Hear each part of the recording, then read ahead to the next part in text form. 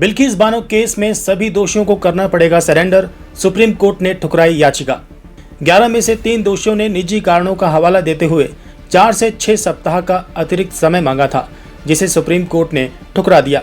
अब इन्हें 21 जनवरी तक सरेंडर करना होगा। सुप्रीम कोर्ट ने शुक्रवार 19 जनवरी को बिल्किस बानो केस के 3 दोषियों की तरफ से सरेंडर के टाइम में रियायत मांगने वाली याचिका को ठुकरा दिया। इस केस के 11 में से 3 दोषियों ने सरेंडर की अवधि बढ़ाने का अनुरोध किया था। 8 जनवरी को सुप्रीम कोर्ट ने 11 दोषियों की रिहाई से जुड़ा गुजरात सरकार का फैसला रद्द किया था। कोर्ट ने सभी को 2 सप्ताह में समर्पण करने के लिए कहा था। इस हिसाब से उन्हें 21 जनवरी को सरेंडर कर वापस जेल जाना होगा।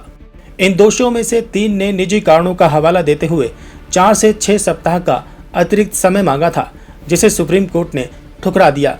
उनकी याचिकाओं को खारिज करते हुए शीर्ष अदालत ने कहा कि दोषियों ने आत्मसमर्पण की तारीख को टालने के लिए जिन कारणों का हवाला दिया है, उनमें कोई दम नहीं है। किस आरोपी ने मांगी कितनी मोहलत?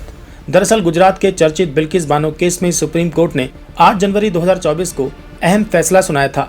जस्टिस BV नागरत्ना की बेंच ने बिल्किस बानो केस में 11 दोषियों को बरी करने के गुजरात सरकार के फैसले को रद्द कर दिया था। इतना ही नहीं, सुप्रीम कोर्ट ने अपने फैसले में दोषियों को 2 हफ्ते में सरेंडर करने के लिए कहा था। इसी को लेकर 11 दोषियों में से 3 ने सुप्रीम कोर्ट में आवेदन दाखिल कर समर्पण की अवधि को बढ़ाने की मांग की थी। कोर्ट से गोविंद नाई ने 4 सप्ताह, जबकि मितेश भट्ट और रमेश भट्ट ने 6 सप्ताह की मोहलत मांगी थी।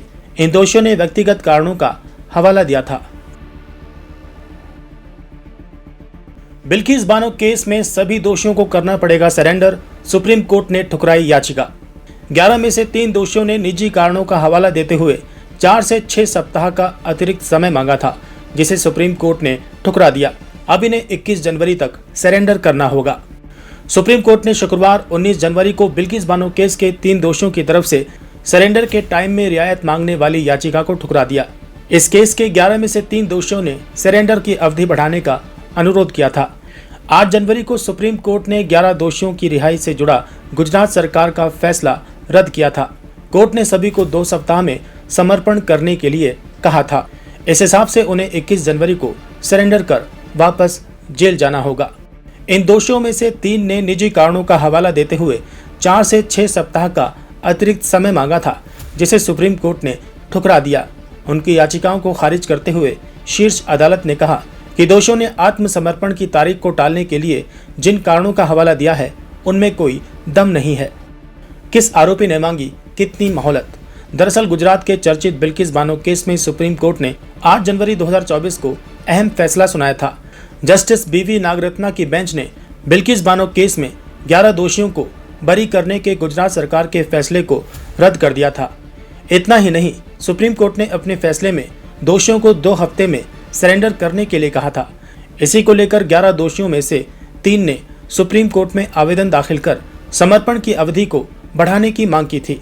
कोर्ट से गोविंद नाई ने 4 सप्ताह, जबकि मितेश भट्ट और रमेश भट्ट ने 6 सप्ताह की मोहलत मांगी थी। इन दोषियों ने व्यक्तिगत कारणों का हवाला दिया था।